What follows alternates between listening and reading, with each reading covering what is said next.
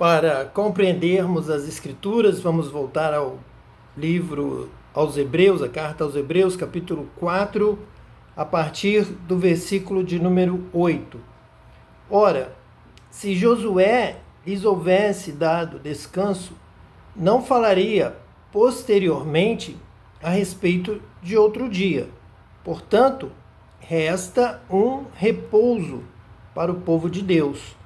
Porque aquele que entrou no descanso de Deus, também ele mesmo descansou de suas obras, como Deus das suas. Então nós temos aqui esse texto nos chamando a atenção para o repouso que ainda resta. Se ainda resta um repouso, então é sinal de que existe obra. Temos obras a realizar e Jesus nos disse que realizaríamos obras maiores do que ele realizou. E ele diz que ele e o Pai trabalham até agora. E nós também temos que entender isso. Nós não temos uma graça que nos livra de um dever de trabalhar na seara, na obra, de sermos chamados para o trabalho, para o serviço, para darmos frutos. Então, resta ainda um repouso. Este repouso é para o povo de Deus a partir de Josué. Então já houve o repouso do Gênesis, houve o repouso do povo de Deus ao atravessar o deserto na terra prometida, e já agora em Josué resta ainda um repouso, que Davi também vem a mencionar, e o autor aos Hebreus cita diversas vezes, que diz assim: hoje, se ouvirdes a sua voz, não endureçais o vosso coração. Para que possamos entrar no repouso de Deus, nós temos que dar ouvidos à voz de Deus, temos que ter fé, temos que ter pela fé um propósito de guardar essa palavra em nosso coração para não pecar contra Deus, como afirmou Davi no seu salmo.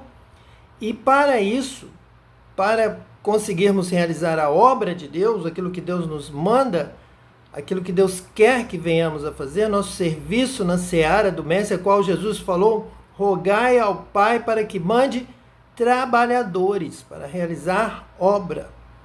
Então nós temos que ser batizados com o Espírito Santo para que o poder do Espírito Santo dê capacitação para realizarmos as obras. Demos ouvido, cremos, essa palavra vem ao nosso coração, e então Deus nos batiza com o Espírito Santo. O Espírito Santo vem habitar em nós, pois somos templo do Espírito Santo, morada de Deus neste templo, neste tabernáculo, que somos nós, de barro, do pó, para que possamos ser vaso onde Deus habita, onde o Espírito Santo habita. Então é Ele que vai pegar toda a palavra, escrita agora em coração de carne, não como lá no Sinai, em tábuas de pedra, mas agora a tábua é o nosso próprio coração. E quem está aqui para ler, para interpretar, para ensinar todas as coisas e para dar poder para viver e praticar essa palavra e ainda ensinar e pregar, é o Espírito Santo. É o poder do Espírito Santo, ao qual Jesus disse: ficar em Jerusalém até que do alto sejais revestidos de poder, e recebereis poder e ser-me-eis testemunhas em toda a terra. Então é exatamente isso que está aqui em Hebreus, que para entrarmos no descanso das nossas obras, nós temos que realizar a obra de Deus. Nós temos um trabalho a ser realizado, e esse trabalho só pode ser realizado a contento, um trabalho que agrada a Deus, um trabalho da fé na palavra, no poder do Espírito Santo, batizados com o Espírito Santo. Também ele mesmo descansou de suas obras, como Deus das suas. Então aquele que trabalha na obra de Deus, aquele que serve a Deus, aquele que obedece a Deus, realiza obras, realiza boas obras. Há obras nesse ministério de Deus, da salvação, da graça.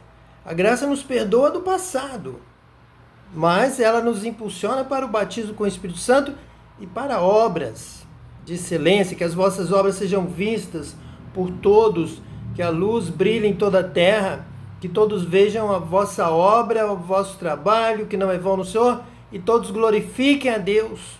Então, nós somos chamados, sim, para boas obras, para viver na prática de boas obras, se queremos entrar no descanso eterno, na presença de Deus. Versículo 11 confirma isso. Esforcemo-nos, pois, por entrar naquele descanso, a fim de que ninguém caia, segundo o mesmo exemplo de desobediência. Veja bem, esforçar para não fazer nada, esforçar para já descansar aqui não é o nosso descanso.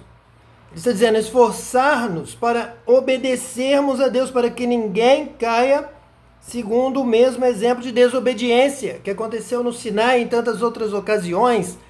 Agora nós não devemos mais desobedecer a Deus, nós temos que crer, temos que ter o propósito de praticar as obras, de obedecer a Deus, cumprir a sua palavra, e para isso nós temos socorro do alto, nós temos o poder do Espírito Santo, nós temos para nós o batismo com o Espírito Santo. Então só quem for negligente e não se esforçar é que não vai ser batizado com o Espírito Santo e por isso não vai fazer nada. Será negligente, vai fazer a obra de Deus relaxadamente, não vai entrar no repouso de Deus. Vai entrar no repouso de Deus quem se esforça, quem trabalha, quem realiza as obras de Deus. Esforcemo-nos nós por entrar naquele descanso. Aqui não é hora de descansar. Agora é hora de pregar, de ensinar, de viver o Evangelho, de testemunhar, de ser testemunha de Cristo, de realizar obras maiores do que Ele realizou, porque está na palavra. Nós não podemos cair no mesmo exemplo de desobediência e não realizar obra nenhuma. Mas o diabo engana, o diabo mente, como fez ali no Jardim do Éden, torce a palavra de Deus. O homem e a mulher sem o Espírito de Deus não tem condição, não tem capacidade para discernir espíritos, para ter sabedoria do céu. O que nos dá vitória sobre o diabo, sobre o mal, sobre o pecado, é o poder do Espírito Santo, para que possamos entender a voz de Deus, obedecer a voz de Deus, desejar praticar a sua palavra, viver de acordo com a sua palavra. Então, o poder do Espírito Santo nos capacita para vivermos dessa forma, que agrada a Deus. Temos que agradar a Deus. Fomos criados para Deus, fomos criados por Deus, para agradar a Deus, para obedecer a Deus, para termos Deus vivendo dentro de nós, Deus habitar conosco. Essa é a esperança da glória. A esperança da glória, a esperança da salvação é estarmos com Deus, andarmos com Deus, agora e eternamente, para sempre. Fará em vós uma fonte para jorrar para a vida eterna. No caminho para a eternidade, o Espírito de Deus vai conosco, nos guiando em toda a verdade, nos fazendo lembrar da sua palavra e nos dando poder para pregar, ensinar e viver e praticar essa palavra. Porque a palavra de Deus é viva e eficaz e mais cortante do que qualquer espada de 2 gumes e penetra até ao ponto de dividir alma e espírito, juntas e medulas, e é apta para discernir os pensamentos e propósitos do coração. Essa palavra que entra pela fé vai para o coração, e nessa unção do Espírito Santo, na presença do Espírito Santo, no dom celestial, essa palavra, ela é exercida, ela é vivida, ela é crida, ela é pregada com poder para discernir todas as coisas, para compreender todas as coisas. O Messias veio para nos ensinar todas as coisas, entendermos as coisas de Deus. Exatamente essa palavra de Deus que é Jesus é viva, é o Espírito de Jesus, é Jesus habitando em nós. É isso que Jesus veio fazer. Ele pode fazer isso porque ele morreu, ressuscitou, está no céu e de lá ele tem essa comunicação conosco pelo Espírito Santo. Então passa a ser uma palavra viva. A palavra vive em nós.